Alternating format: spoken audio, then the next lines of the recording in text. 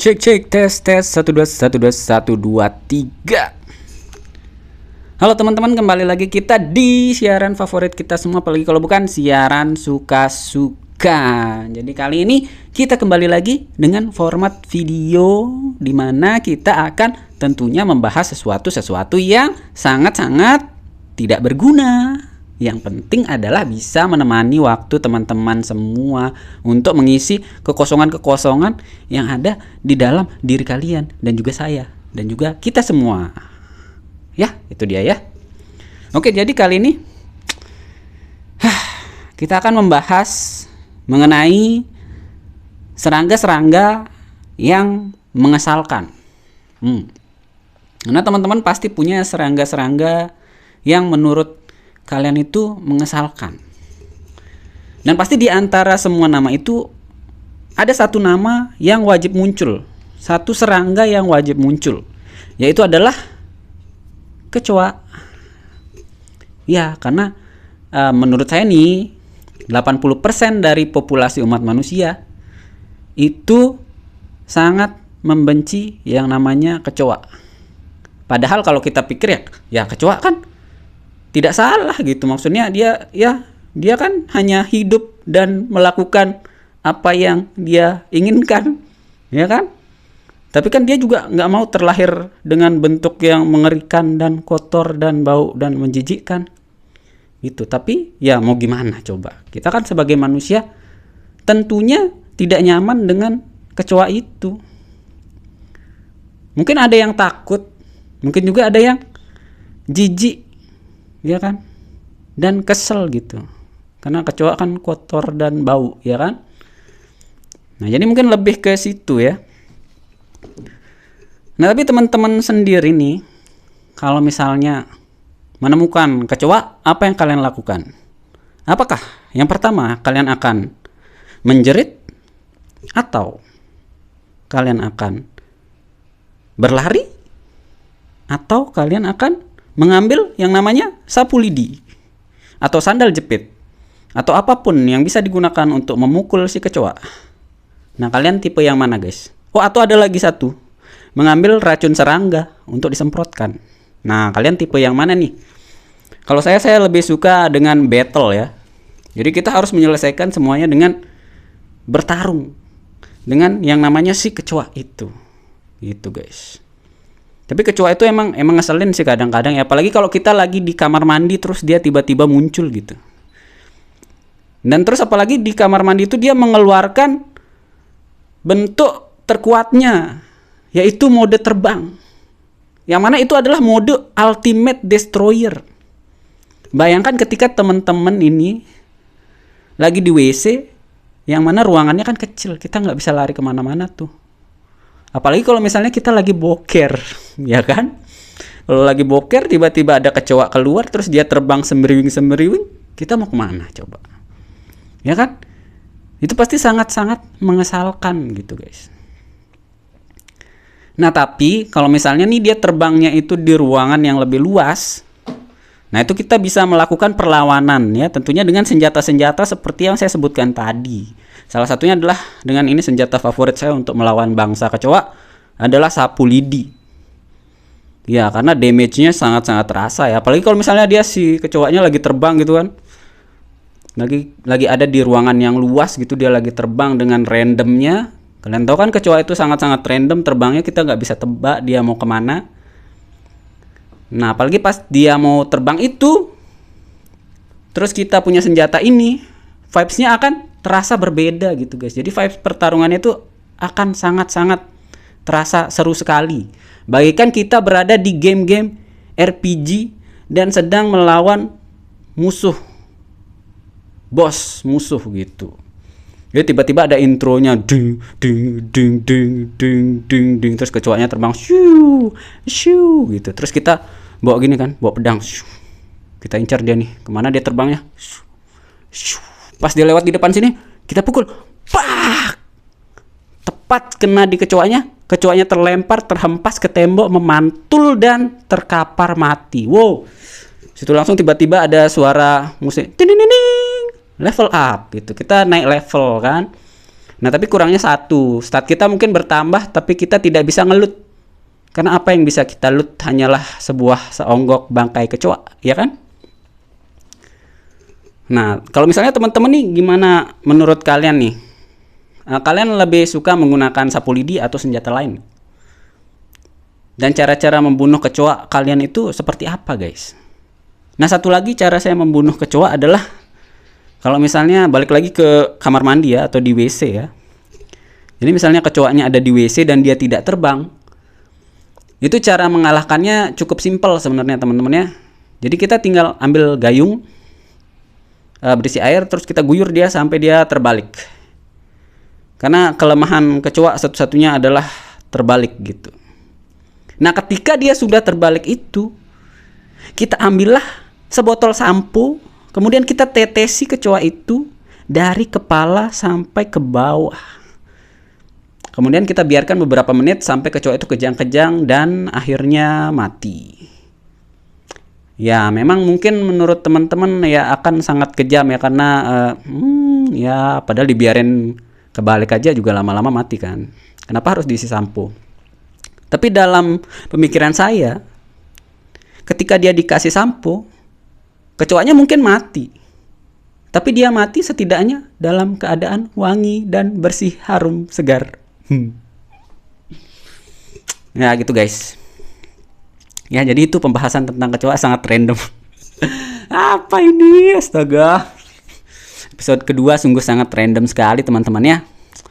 Nah, tapi selain kecoa, kalau saya nih, saya juga benci sama yang namanya laba-laba. Sebenarnya bukan benci sih, lebih ke takut aja. Apalagi laba-laba rumah. Karena laba-laba rumah itu kan lumayan besar ya. Biasanya segini nih. Tahu kan kalian laba-laba rumah kan yang warna coklat. Nah, itu biasanya kan segini besarnya nih. Nah, itu kalau misalnya dia sudah masuk ke dalam kamar saya tidak akan berani masuk ke kamar itu. Saya tidak akan mau untuk tidur di kamar itu sampai saya melihat si kecoa itu sudah mati. Sampai saya melihat bangkai si kecoa itu, atau saya melihat kecoa itu keluar dari kamar gitu. Baru saya berani masuk. Sebelum saya melihat bangkainya, saya tidak akan masuk ke kamar itu. Mendingan saya tidur di luar. Makanya kalau ada laba-laba masuk, biasanya tak semprot tuh pakai racun serangga dulu. Nanti kalau udah kelihatan bangkainya baru aman masuk. Karena sebelum terlihat bangkainya kan dia ya kita tidak tahu dia di mana kan. Ya kan? Tiba-tiba pas kita tidur dia lewat kan kita tidak tahu ya kan. Nah, tapi dibandingkan dengan kecoa, laba-laba ini lebih apa istilahnya? Lebih mudah ditebak gitu. Jadi dia itu tidak serandom kecoa gitu. Setelah saya mempelajari laba-laba, karena biasanya kalau kita takut akan sesuatu, kita kan berusaha untuk mempelajarinya supaya kita tahu gitu. Jadi kita bisa menghindari hal-hal yang terburuk, ya kan? Nah, akhirnya saya mulai mempelajari polanya dari si laba-laba ini.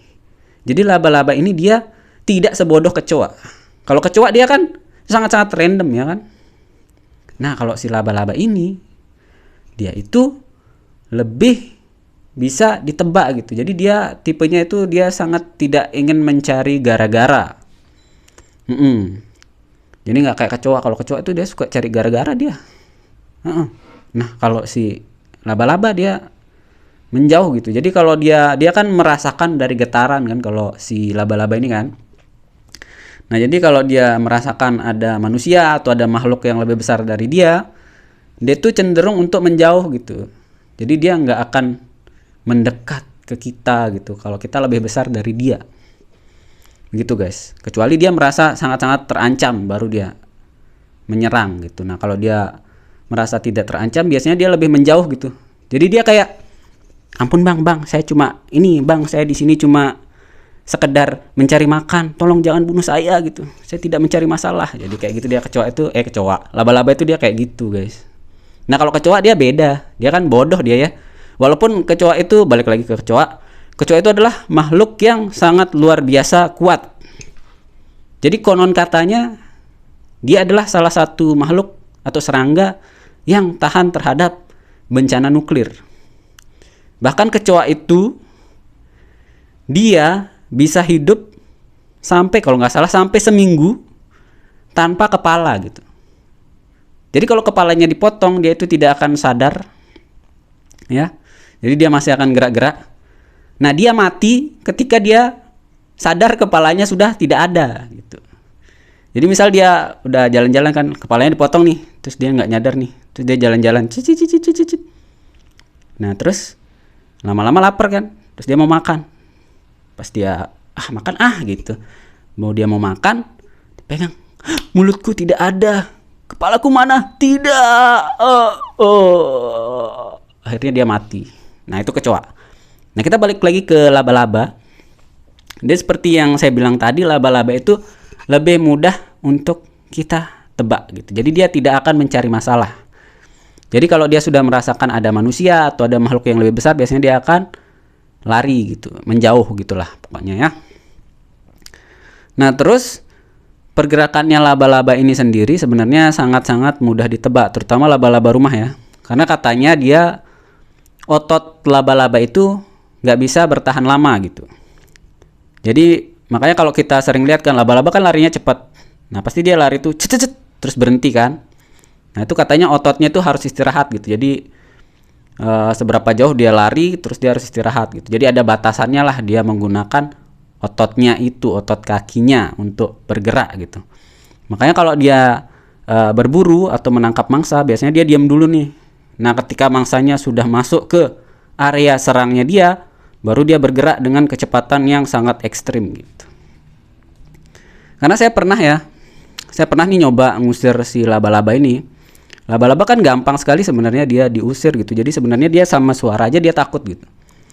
Kita misalnya dia di tembok nih, kita pukul aja temboknya, dia pasti akan menjauh gitu.